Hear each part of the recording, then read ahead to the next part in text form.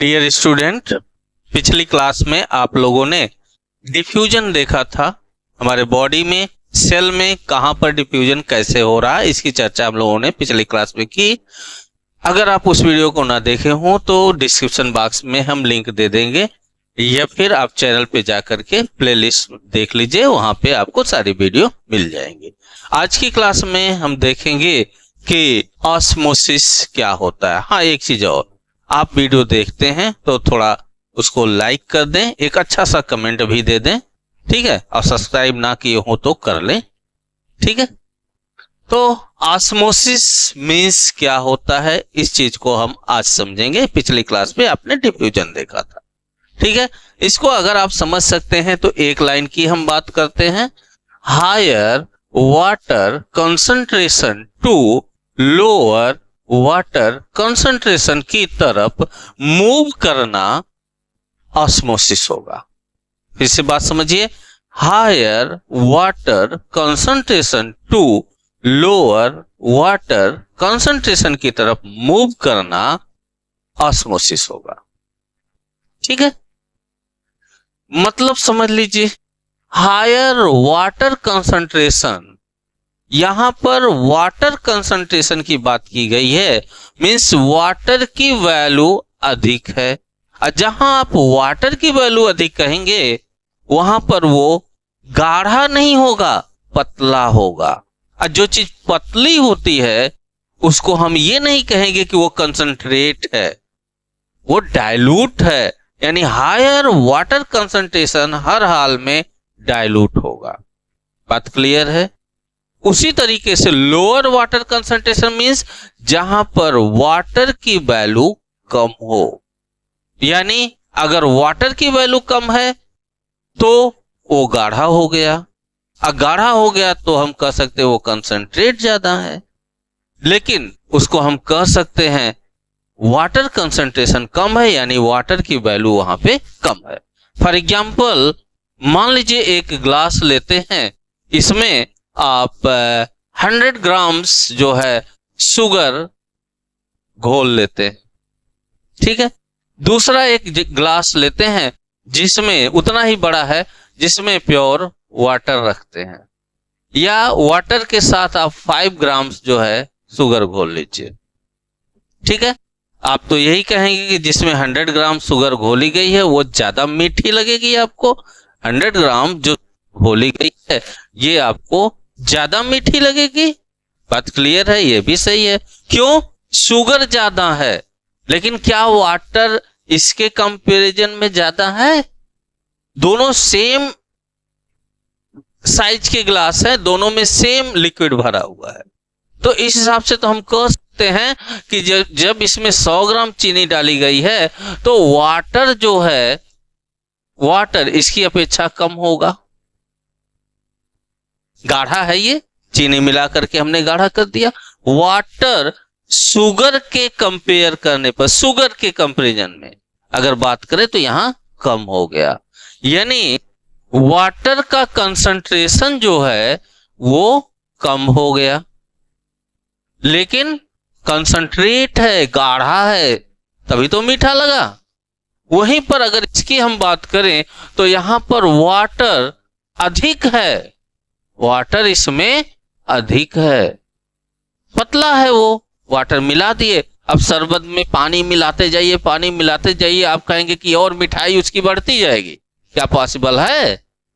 पानी मिलाएंगे यानी वाटर मिलाते जाएंगे तो और रस पतला होता चला जाएगा। लेकिन वाटर क्या हुआ? बढ़ता गया। वाटर बढ़ा मीन्स वाटर कंसंट्रेशन तो बढ़ गया, लेकिन रस हो गया डाइल्यूट। बात क्लियर हो गई होगी। तो हायर वाटर कंसंट्रेशन की बात करेंगे तो डाइल्यूट हो गया। लोअर वाटर कंसंट्रेशन की बात करेंगे मतलब पानी जला करके निकालते जाइए, निकालते जाइए, तो लिक्विड जो है वो गाढ़ा होता जाएगा, पानी निकलता जाएगा और वही ज्यादा मीठा लगने लगेगा।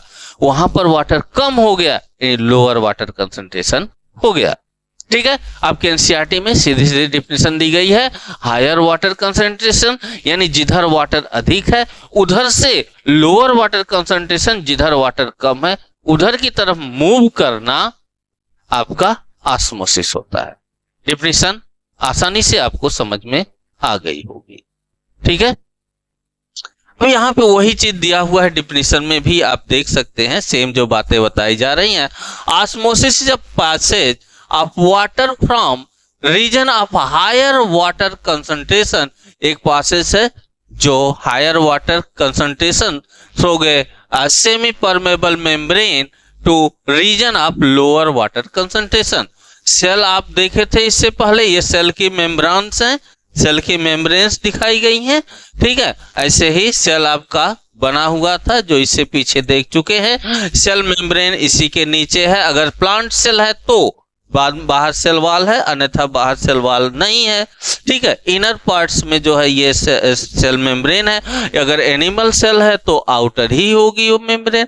ये सेल मेम्ब्रेन्स जो हैं इसके अंदर वाटर तभी जाएगा जब वाटर बाहर अधिक हो, यानी हायर वाटर कंसंट्रेशन इधर हो और इधर लोअर वाटर कंसंट्रेशन हो।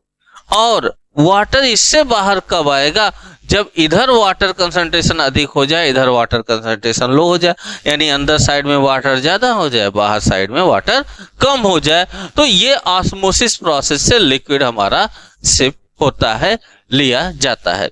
इसको आप ऐसे यूज कर सकते हैं, जैसे किशमिश लीजिए, किशमिश को अगर आप पानी में डाल के रखेंगे, मान लीजिए कि आप किशमिश लेते हैं, ठीक है, किशमिश का ये दाना है मान लीजिए, और एक बीकर में डालते हैं, चारों तरफ जो है वाटर मिला देते हैं, वाटर से भर देते हैं, तो आपको पता होना चाहिए अंदर साइड में किशमिश सूखी हुई है, वाटर कम है, जबकि बाहर साइड में वाटर अधिक है। तो बाहर से अंदर वाटर चला जाएगा और आपकी किशमिश जो है वो फूल जाएगी, स्वेल अप हो जाएगी, पता हो गया होगा। अगर इसी को उठा करके जो स्वेल अप किशमिश है, एक जार लीजिए जिसमें खूब गाढ़ा सा जो है सीढ़ा बना लीजिए जिसमें वाटर कम हो जाए, और फिर इसी में ला करके इस किशमिश को डाल दीजिए। अब किशमिश के अंदर जो है वाटर अधिक हो गया, बाहर साइड में तो हमने गाढ़ा कर दिया है, तो किशमिश से वाटर निकल जाएगा और वही किशमिश जो है श्रिंक हो जाएगी, सिकुड़ जाएगी। प्रैक्टिकल के रूप में अगर आप देखना चाहते हैं तो एक एग सेल लीजिए, दोनों एग सेल के साथ मिला दीजिए नाइट्रिक एसिड, वाटर में मिला करके उसमें एग सेल को डाल दीजिए। उसका ऊपर की लेयर जो है, जो सेल का आउटर कवर है कैल्शियम का बना हुआ है, वह नाइट्रिक एसिड के साथ मिल जाएगा, घुल जाएगा और कैल्शियम नाइट्रेट बना करके अलग कर देगा। केवल सेल मेम्ब्रेन बनेगी, एग की, मुर्गी के अंडे की सेल मेम्ब्रेन केवल दिखेगी। आप उस सेल मेम्ब्रेन को ऐसे समझ सकते हैं कि अगर बॉयल अंडा खाए हैं कभी, तो जब छीलते हैं तो हार्ड पार्ट के नीचे एक पतली लेयर निकलती है, वो रैप्चर हो गई रहती है, जब आप खोलते हैं उसको छीलते हैं तो जो पतली लेयर मिल रही है वही आपका सेल मेम्ब्रेन है। ठीक है, तो जब नाइट्रिक एसिड डालते हैं तो वो सेल मेम्ब्रेन बची रह जाती है, ऊपर का कैल्शियम जो है वो नाइट्रिक एसिड के साथ रिएक्शन करके कैल्शियम नाइट्रेट बना के अलग हो जाता है और अंदर की जो है लेयर मेम्ब्रेन्स बची रहती है। अब उस अंडे को जो है हाथ में लीजिए, 2 अंडा है, दोनों अंडे को आप एक को जो है वाटर में रखिए पे और एक को जो है साल्ट के साथ मिक्स वाटर में रख दीजिए। 4 से 5 घंटे बाद फिर निकाल के देखें तो जो साल्ट में रखा हुआ अंडा है वो छोटा हो जाता है, जो वाटर में रखा हुआ अंडा है वो बड़ा हो जाता है। ठीक है, कभी मौका मिला तो आपके इस स्क्रीन पर भी हम प्रैक्टिकल करके इस चीज को दिखा देंगे। ठीक है, तो वहां पे हुआ क्या, जो वाटर में एग रखा गया था, बाहरी एरिया में, बाहरी साइड में जो वाटर था, मान लीजिए यहीं पे हम उसको बता देते हैं, जैसे मान लीजिए ये एक बीकर था और एक ये बीकर था, यहाँ पे जो एग रखा गया है, यहाँ पे एग रखा गया है, अंडा रखा गया है, जिसकी कि मेम्ब्रेन दिख रही है, वो बाहरी कैल्शियम का आवरण हट चुका है।